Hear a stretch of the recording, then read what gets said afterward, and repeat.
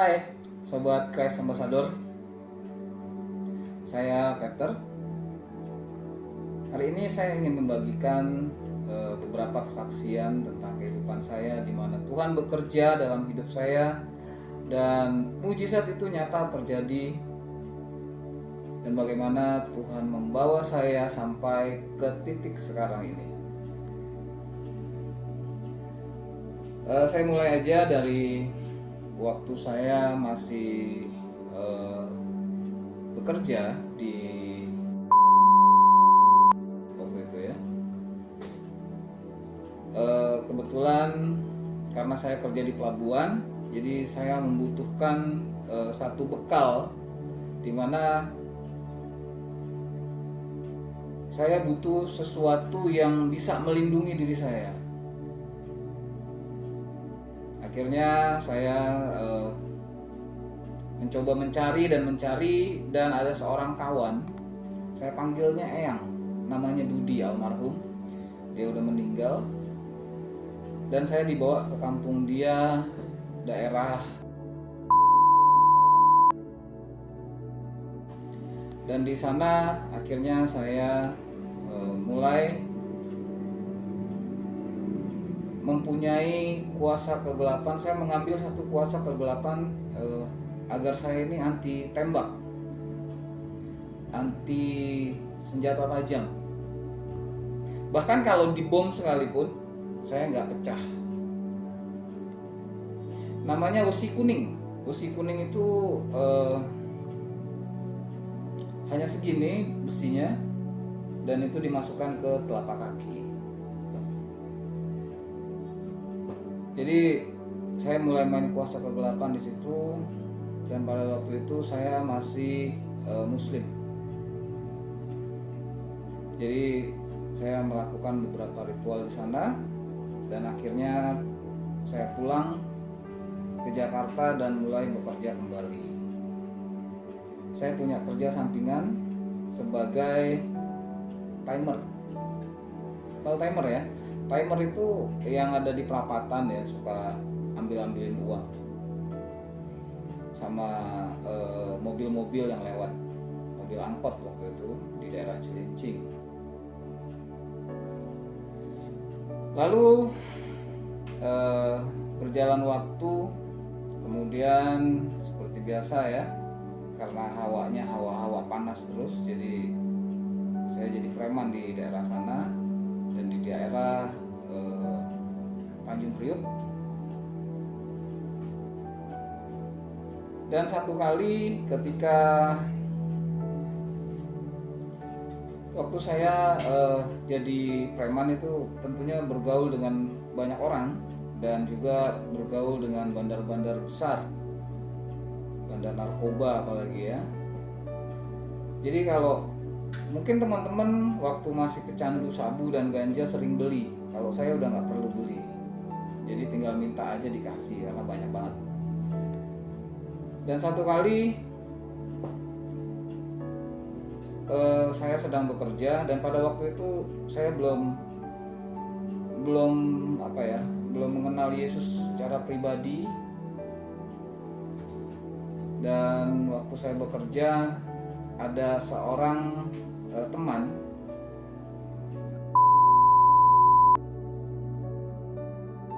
mempunyai keluarga, dia mencari pekerjaan, saya berikan pekerjaan. Dan dia juga salah satu pecandu narkoba.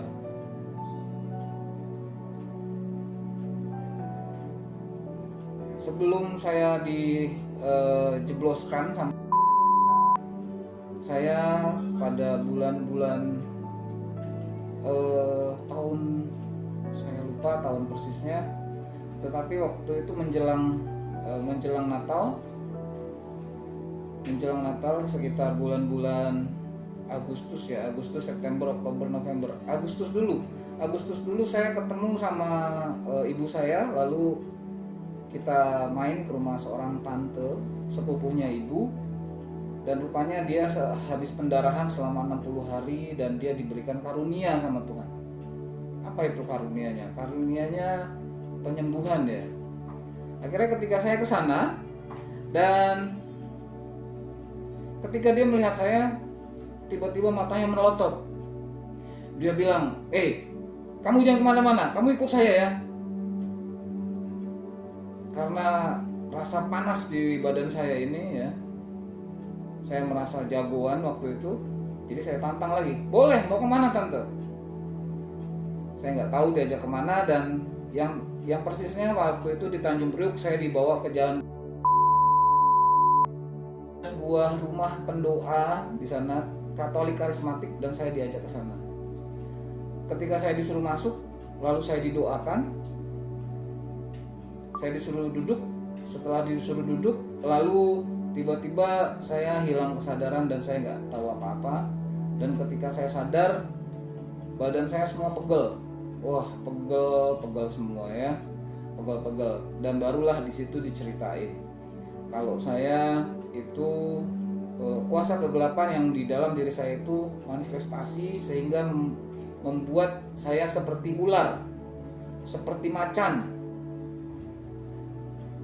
dan seperti genderuwo katanya ya, tertawa-tawa.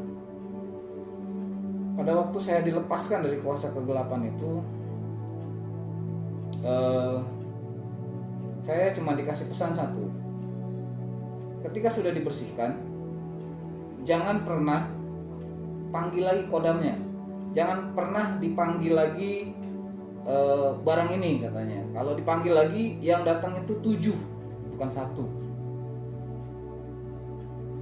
Saya mulai rutin ke tempat pendoa itu dan tiap minggu didoakan dan minta dibuang ya. Ada satu batu ya, itu yang selalu harus ada di dekat saya.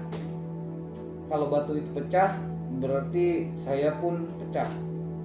Batu itu saya simpan, dan pada waktu itu disuruh dibuang di air yang mengalir. Pas hujan, banjir, jadi saya buang batu itu di kali itu. Dan sampai sekarang juga batu itu saya rasa masih ada di situ. Karena menurut orang-orang di daerah situ, ada satu pohon jambu yang sekarang ada kuntilanaknya. Jadi mungkin kuasa kegelapan itu nyantol di situ, saya nggak tahu ya. Yang pasti saya dibebaskan dan dilepaskan. Tetapi saya masih main narkoba waktu itu. Saya masih main narkoba, dan pada satu kali saya lagi kerja di pelabuhan, tiba-tiba teman saya itu minta tolong dia untuk ambilin sabu waktu itu ya. Akhirnya saya beliin. Saya bilang, udahlah, minta aja dulu ya. Enggak lah, tolonglah katanya. Saya bilang, ya udah, saya tinggalin pekerjaan dan saya membantu kawan saya itu, sahabat saya ambilkan. Setelah ambil, saya kembali ke pelabuhan. Tapi pada hari itu si teman saya ini nggak mau bawa barangnya, saya disuruh pegang. Nah, sampai tiba-tiba saya kerah saya di belakang dicengkram sama seseorang dan ditarik paksa dari motor hingga saya jatuh. Pada waktu saya jatuh, ternyata polisi yang udah ada di situ, saya dimasukin ke pos dan digeledah semua, ditelanjangin, digeledah, dan akhirnya ditemukan ada sabu-sabu di situ. Saat itu saya panas, hati saya panas karena saya berpikir kenapa teman saya kok tega menjerumuskan saya, sementara pada waktu itu saya ingin naik pangkat, ya kan, naik jabatan. Tapi dia tega banget. Ya udahlah. Setelah itu dan pada waktu selama 2 minggu saya nggak bisa tidur. Kepala saya panas karena saya marah. Saya marah dan marah. Karena saya berpikir, lu kan gue yang kasih kerjaan, keluarga lu kan gue yang urus, kenapa lu jual gue ke polisi? Dan saya merasa menyesal karena saya membuang apa yang ada di dalam diri saya waktu itu. Jadi rasa panas itu saya satu di pikiran dan di hati saya, bagaimana saya harus bunuh dia. Karena dia mengecewakan saya harus bunuh dia. Satu kali tiba-tiba ada seorang polisi yang setel lagu, ya, putar lagu. lagunya teman-teman pasti tahu lagunya ya. Tapi sebelum itu saya suka diajak sholat sama orang-orang yang satu sel dengan saya nggak mau. Saya selalu ke pojok, saya selalu marah-marah. Diajak sholat nggak mau, diajak ini nggak mau. Dan akhirnya satu kali sore hari habis makan cadongan, ada di tepi trali besi, lalu saya dengar sebuah lagu. Lagu itu bilangnya semua baik. Semua baik. Apa yang Tuhan lakukan itu baik. Semua baik, semua baik. Dan itu terasa sejuk di telinga. Tapi dari situ saya berpikir, kenapa semua harus baik? Kenapa saya di tempat ini dan itu dibilang baik? Saya nggak tahu kenapa. Ya. Tapi itu yang terjadi. Semua baik katanya. Akhirnya saya berpikir, kenapa semua itu baik? Dan lagu itu sering sekali dengar dan sering terngiang sampai akhirnya satu kali saya ikuti nadanya dan ikut bernyanyi dan mulai tenang. Akhirnya saya tenang. Dan ketika udah 2,5 bulan saya harus dioper. Waktu saya mau dioper, saya tantang Tuhan Yesus. Tuhan Yesus, saya nggak bilang Tuhan Yesus waktu itu ya. Saya bilang, Yesus, kalau Engkau Tuhan saya, sampai saya nggak jadi kodok. Itu yang saya ngomong. Kalau Engkau benar-benar Tuhan saya sampai saya nggak jadi kodok. Akhirnya saya dioper. Waktu dioper,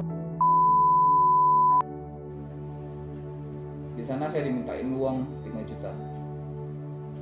Saya nggak mau kasih uang 5 juta. Mereka minta nomor keluarga, saya nggak kasih. Akhirnya saya ditahan di dalam satu kamar, nggak boleh keluar. Pada waktu itu menjelang Natal. Akhirnya saya cuma bisa dengar pada lagu-lagu Natal.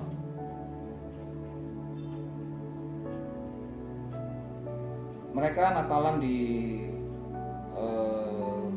lapangan ya, ada lapangan di tengah itu. Lapangannya di tengah. Dan mereka Natalan di situ dan saya cuma bisa dengar dan saya hanya sedih. Lalu saya ngomong lagi sama Tuhan Yesus.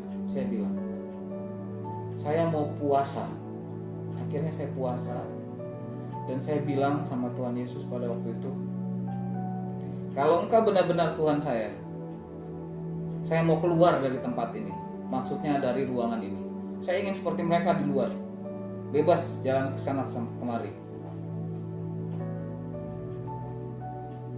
Setelah Natal, tanggal 27 pagi, tiba-tiba register panggil saya. Nama saya dipanggil. Lalu saya ditanya lah sama foreman-nya, sama anak buahnya, "Hei, siapa yang besuk lu? Kenapa lu dipanggil register?" Saya bilang, "Saya nggak tahu, kan saya nggak hubungin siapa-siapa." Akhirnya saya dibawa turun ke register dan ternyata di register itu ada seorang kawan lama, teman lama yang udah jarang banget ketemu, bisa dibilang hampir udah lama nggak ketemu. Tiba-tiba dia ada di register. Rupanya dia seorang sipir dari Cipinang. Lalu dia panggil saya dan dia tanya, "Lu kenapa?" Saya kasih tahu lah, saya dijebak. Lalu ditanya sama dia, "Mau kerja nggak?" "Kerja, mau." Akhirnya saya dikeluarin dari ruangan itu dan saya disuruh bekerja di. Dan akhirnya pada waktu itu masih Ayah Butar ya yang jadi kepala. Saya jadi masuk. dan saya merasakan kebebasan. Walau awalnya saya disuruh cuci WC, cuci baju dan segalanya, tapi saya mulai berpikir, kemarin saya baru ngomong sama si Tuhan Yesus itu, tapi sekarang saya sudah dibebaskan. Akhirnya mulailah saya ikut di kebaktian setiap hari ya. Setiap hari itu ada kebaktian dia. Setiap hari ada kebaktian dan akhirnya saya ikut dan saya coba menerima Kristus, dan disitulah akhirnya saya mengenal Kristus itu. Dan pada waktu saya dibesuk sama ibu saya, pertama kali saya dibesuk sama ibu saya, dan pertama kali dalam hidup saya waktu saya dibesuk saya kasih uang ibu saya, dan ibu saya kaget, wah dia nangis. Dia bilang, kamu mencuri di mana? Saya bilang, saya nggak mencuri, saya kerja. Nah disitulah akhirnya saya mulai mengerti bahwa Tuhan tempatkan saya agar saya bisa dipisahkan dari semua orang. Tetapi di dalam kehidupan dulu banyak sekali narkoba di dalamnya, sehingga saya kenal dengan bandar-bandar narkoba, dan ketika saya keluar saya ketemu lagi dengan bandar narkoba. Dan karena saya nggak punya pekerjaan, saya mulai lagi terjun dalam dunia narkoba itu. Dan akhirnya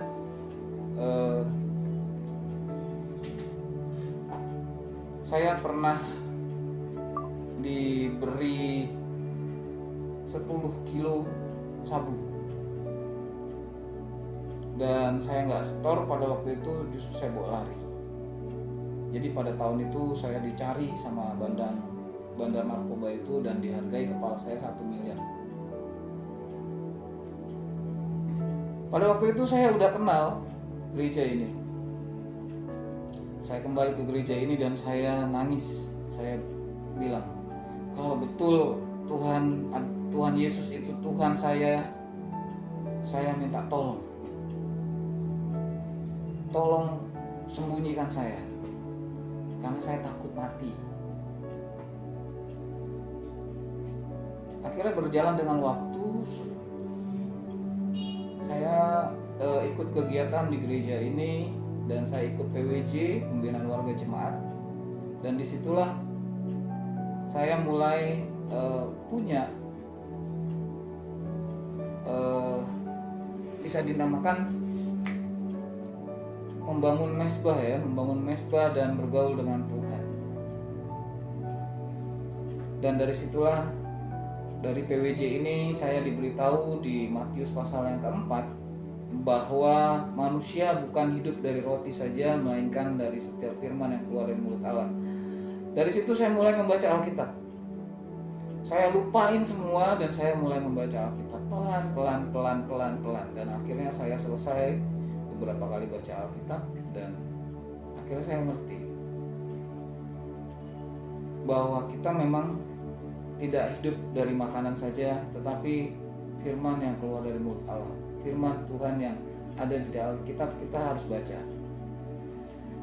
Dan ada satu hal lagi yang teman-teman harus tahu.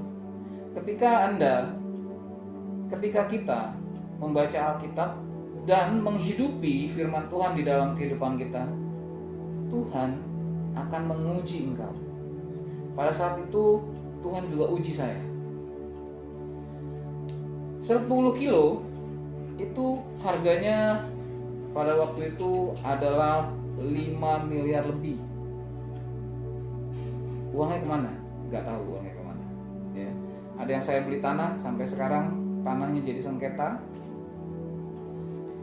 Lalu ada sebagian dipinjam duitnya sama kakak sepupu saya, dan sampai hari ini saya sudah ikhlaskan itu. Bukannya saya mengungkit, tetapi saya bagikan ini agar teman-teman juga bisa tahu. Satu kali pas saya bergereja, pas pengen Natal juga, pada acara Natal di gereja, saya dengar seorang pengkhotbah bilang seperti ini, Tuhan Yesus ulang tahun. Kira-kira apa yang kalian mau berikan buat Tuhan? Nah, kalau teman-teman kira-kira mau buat kasih apa buat hadiah Tuhan Yesus ulang tahun? Pasti ngomongnya, aku akan berikan hidupku, berikan yang terbaik buat Tuhan, persembahkan terbaik buat Tuhan, ya kan? Tapi semua itu dikatakannya bohong. Itu bohong. Karena nggak yang terbaik yang buat Tuhan yang dikasih. Persembahan aja ada 100.000, ada 50, 20, 10.000. Yang mana yang kalian ambil? Pasti yang 5.000. Iya kan? Yang terbaik bukan ternyata.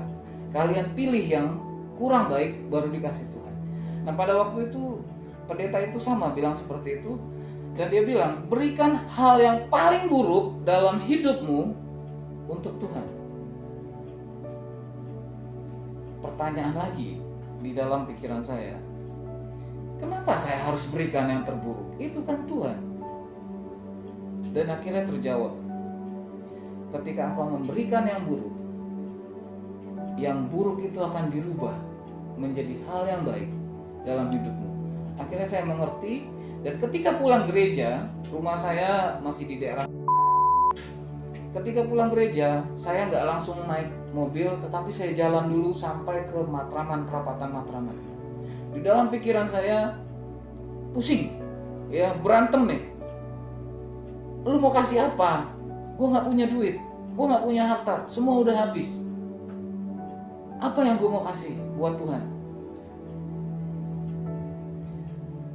Sebelum itu saya pernah pulang ke daerah kampung saya, ya, dan saya bangun uang dari narkoba itu, saya bangun makam papa saya, ya. Lalu saya bantu saudara-saudara, ya, yang di kampung, dan saudara-saudara itu memperalat saya sehingga mereka pinjam uang-uang itu sekian ratus juta ke saya, dan ketika saya tagih itu susahnya bukan main. Oh, susahnya bukan main. Sama kan? Minjemnya gampang, balikinnya susah kan? Nah, itu sama. Nah, ya. Jadi pada waktu itu di dalam pikiran saya adalah saya belum bekerja, dan saya pikiran adalah saya ingin pulang kampung.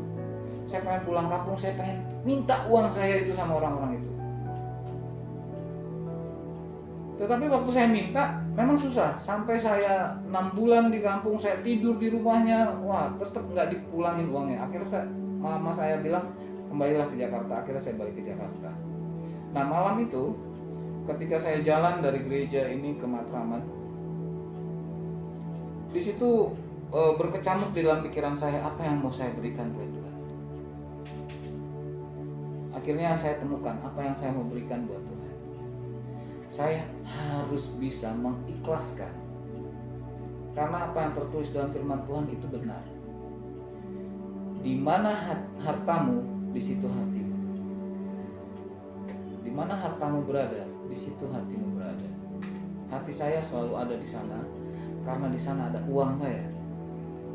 Dan malam hari itu saya putuskan, saya ikhlaskan semua, dan saya lupakan semua, dan saya nggak akan minta lagi. Sampai di rumah saya cerita sama mama saya, dan mama saya bilang, kamu bisa. Saya pasti bisa. Akhirnya sampai sekarang saya udah ikhlaskan semua, ya, walaupun orangnya masih takut ketemu saya. Sepupu saya itu kalau ketemu saya lari pasti. Padahal saya nggak tagih itu, saya udah ikhlasin. Ya, jadi saya ikhlaskan semua, dan saya ampuni mereka, saya maafkan semua, ya. Dan ya seperti itulah terjadi. Dan satu kali lagi saya mendengar satu firman yang bilang di Matius pasal yang ke-6 dikasih tahu, kalau engkau tidak mengampuni, engkau tidak akan diampuni.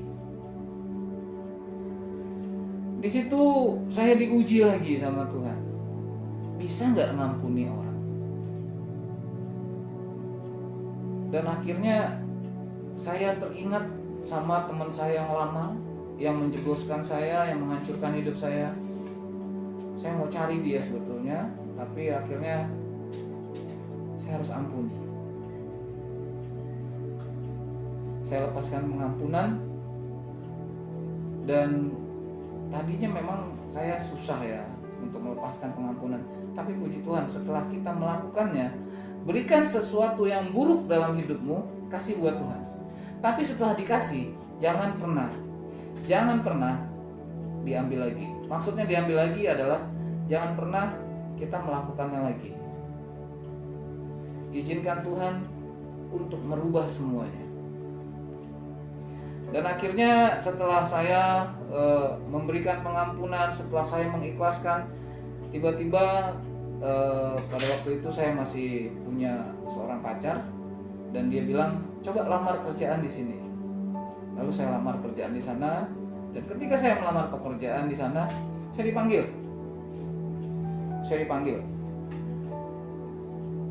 Begitu saya dipanggil, yang ikut seleksi pada waktu itu ada sekitar 60-an orang ikut seleksi. Tetapi ternyata setelah diseleksi, di panggilan berikutnya hanya 10 orang, termasuk saya. Setelah 10 orang, saya itu udah mulai takut ya. Takutnya gini, ya ampun, mereka semua S1, semua S2. Kalau interview udah pakai jas, pakai dasi, saya cuma pakai kemeja biasa.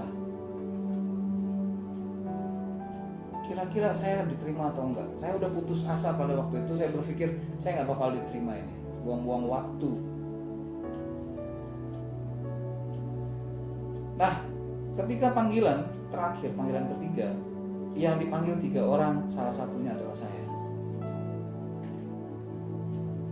Saya dipanggil, dan ketika pengumuman diumumkan, pada waktu itu di telepon saya disuruh datang, dan ternyata hanya saya yang masuk. Pada saat saya selesai wawancara, masalah gaji, masalah ini, masalah itu, ketika saya turun, saya sambil jalan ya, daerah Polda sana, saya jalan, saya nangis. Kenapa saya nangis? Saya bilang, Tuhan, ini gak mungkin sih. Ini gak mungkin, ini bohong, saya bilang. Kenapa? Karena dari sekian puluh orang, lalu kenapa hanya saya yang lolos? Ini bohong. Saya masih belum percaya. Saya jalan sampai pengen naik busway. Di situ saya baru berpikir. Dan pada waktu saya naik busway dari Polda, ya begitu turun, waktu jalan pulang, saya ketawa sendiri. Saya bilang, Tuhan, lu gila Tuhan. Lu buat gua yang residivis, nggak berpendidikan, sampah masyarakat, dipilih di satu perusahaan cabang internasional ya, dan saya ada di sana.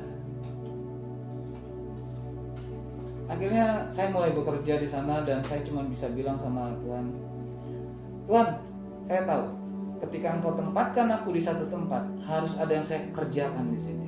Apa itu? Dan akhirnya saya mulai memberkati orang-orang di sana, ya. Saya mulai ikut pelayanan, terjun dalam pelayanan di gereja ini. Pelayanan pemuda, di dalam pelayanan pemuda saya ikut terjun dalam pelayanan misi. Dan disitulah saya mulai memberkati orang-orang dari gaji saya nggak seberapa waktu itu. Nah, dan sampai saat ini ya, Tuhan masih terus menguji dan memberi ujian yang harus saya lalui. Saya hanya tahu ketika saya bisa melaluinya, level saya naik 1. Saya selalu naik level karena goal kita adalah sama seperti dengan Kristus. Nah, bagaimana dengan teman-teman semua? Apakah hanya ingin mendengarkan firman? Apakah ingin membaca firman? Hidupi firman itu dan terima ujian dari Tuhan. Jika engkau masih mempunyai kepahitan, rasa benci di hatimu, lepaskan itu dan terimalah berkat dari Tuhan yang luar biasa ketika engkau melakukan perintahnya. Kalau saya bisa sampai sekarang ini, teman-teman di sana juga pasti bisa. Karena Tuhan kita sama, Bapa kita sama. Kalau Bapa saya memberkati saya secara luar biasa, teman-teman juga pasti diberkati secara luar biasa, sama seperti saya. Sampai sini dulu. Terima kasih. Tuhan Yesus memberkati.